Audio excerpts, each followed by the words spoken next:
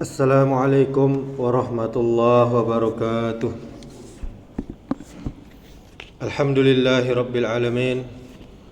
Wassalatu wassalamu ala ashrafil anbiya'i wal mursalin wa ala alihi wa ashabihi ajma'in wa man tabi'ahum bi ihsan ila yaumiddin.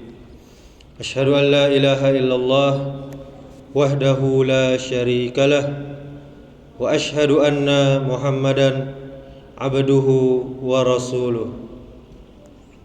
Alhamdulillah, kita bersyukur kepada Allah Subhanahu wa taala. Allah masih memberikan kita nikmat sehat. Allah masih memberikan kita nikmat iman. Allah masih memberikan kita nikmat Islam, sehingga kita masih dapat beribadah kepadanya. Kita masih dapat beraktivitas, mencari nafkah, melakukan kegiatan kita sehari-harinya. Kemudian salawat serta salam kita mohonkan kepada Allah agar mencurahkan kepada Nabi kita Muhammad sallallahu alaihi wasallam, kemudian kepada para istri-istrinya, kemudian para keturunan Nabi, kemudian para sahabat Nabi, dan kemudian kepada orang-orang yang mengikuti sunnah-sunnah Nabi sampai hari kiamat kelak. Bapak Ibu kaum muslimin, kaum muslimat, jamaah zuhur yang dirahmati Allah Subhanahu wa taala.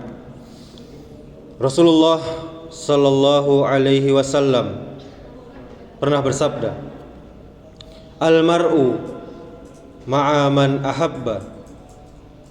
Kata Rasul, engkau akan bersama dengan orang yang engkau cintai. Ini hadis riwayat Bukhari. Bapak Ibu saudaraku, betapa banyak orang dia rela berjuang dan berkorban dengan alasan cinta. Dan juga cinta menjadi alasan seseorang melakukan hal-hal yang besar di dalam hidupnya. Orang yang mempunyai karakter dan tujuan hidup yang sama akan saling mencintai dia dan nyaman dia duduk bersama. Di akhirat nanti seseorang akan berkumpul bersama dengan orang yang dia cintai selama dia hidup di dunia. Ada rasa cinta dan keakraban di dunia yang kelak berubah menjadi permusuhan di hari akhirat nanti. Allah Subhanahu wa taala berfirman, "Al-akhillau yauma idzin ba'duhum li ba'din aduwwun illal muttaqin." Kata Allah, sahabat akrab pada hari itu sebagiannya menjadi musuh bagi sebagian yang lain, kecuali orang-orang yang bertakwa. Ini surah Az-Zukhruf ayat 67. Bapak Ibu saudaraku, jamaah yang dirahmati Allah Subhanahu wa taala, saat kita mengamati lingkungan di sekitar kita, seorang ibu berbahagia saat mengandung, melahirkan dan merawat anaknya, meskipun berat yang dia rasakan, meskipun berat yang dia jalani. Tapi apalah arti beratnya semua itu jika cinta kepada anaknya mengalahkan penderitaannya. Seorang bapak bekerja keras, membanting tulang siang malam, mencari pitih untuk mencarikan nafkah untuk keluarganya yang sangat dia cintai, tanpa dia berkeluh kesah. Seorang pemuda mengorbankan berbagai hal yang tidak masuk akal untuk seorang yang dia inginkan, seorang yang dia cintai. Dan suatu kelompok supporter klub melakukan tindakan brutal karena klub yang dia cintai kalah dalam pertandingan. Betapa banyak orang rela berjuang dan berkorban dengan alasan cinta tadi.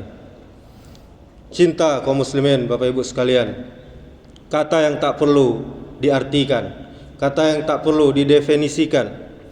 Cinta adalah sebuah kata yang sulit untuk diartikan, untuk dimaknai, untuk didefinisikan.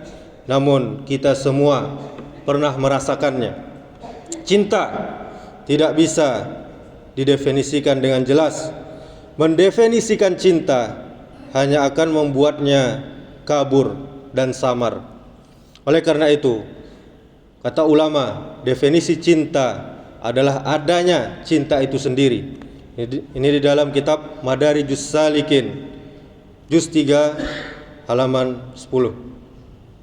Cinta, kata para ulama, adalah sebuah rasa yang sulit untuk diartikan. Namun itulah yang menjadi alasan seseorang melakukan hal-hal yang terbesar di dalam hidupnya karena cinta tadi. Gagak, burung gagak, dia bertengger bersama gagak juga. Burung merpati, dia terbang bersama merpati juga. Orang yang mempunyai karakter, watak, akhlak, dan tujuan hidup yang sama, dia akan saling mencintai dan dia nyaman untuk duduk bersama, bermajelis bersama. Orang yang suka belajar agama, dia akan mencintai orang yang belajar agama juga. Orang yang rajin ngaji juga. Orang yang suka sama-sama traveling, jalan-jalan, dia akan bersemangat bermain bersama pula dengan orang yang seperti itu. Orang yang suka membicarakan, menceritakan keburukan sesama manusia juga akan berapi-api dia saat dipertemukan bersama orang-orang yang suka mergosip juga. Sungguh benar Bapak Ibu sekalian, sabda Rasulullah sallallahu alaihi wasallam, ruh itu, kata Rasul, bagaikan pasukan yang dihimpun di dalam kesatuan. Jika saling mengenal di antara mereka, maka akan bersatu, dan yang saling merasa asing di antara mereka, maka juga akan berpisah. Ini hadis riwayat Muslim nomor 6376. Bapak Ibu saudaraku, bisa kita tanyakan kepada diri kita masing-masing, kita paling senang, paling suka berkumpul dengan kawan yang seperti apa, dengan sohib yang seperti apa? Siapakah orang yang kita cintai? Karena sebagaimana kita katakan tadi, gagak senang hinggap bersama gagak juga. Merpati pun senang berterbangan dengan kawan-kawan mereka, sesama merpati. Seperti apa kita? Kita bisa bercermin pada sahabat duduk kita. Di akhirat nanti pun akan dikumpulkan pula oleh Allah kita dengan orang-orang yang kita cintai. Seseorang dia akan meniru hal-hal yang melekat pada orang yang dia cintai, entah dari cara berpakaiannya, dari cara berbicaranya, juga dari cara dia menjalani kehidupannya. Dia akan berusaha menjadi semirip mungkin dengan idolanya tersebut, atau dia akan berusaha mengikuti keinginan dan apa saja yang disenangi oleh orang-orang yang dia cintai tersebut. Dan seorang muslim nanti dia akan dibangkitkan di hari kiamat, dia akan dikumpulkan bersama orang-orang yang dia cintai. Maka Bapak Ibu saudaraku sekalian, beruntunglah orang-orang yang mencintai orang-orang soleh, karena tempatnya indah, tempatnya nikmat nanti. Karena sudah dijanjikan oleh Allah Subhanahu wa ta'ala bahwa orang yang baik dan selalu beribadah tempatnya di surga nanti. Jadi mencintai mereka sama saja membuat diri ini akan terselamatkan.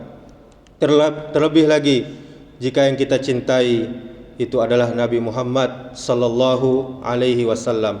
Demikianlah, semoga bermanfaat. Subhanakallahumma wa bihamdika asyhadu an la ilaha illa anta astaghfiruka wa atubu ilaik. Wassalamualaikum warahmatullahi wabarakatuh.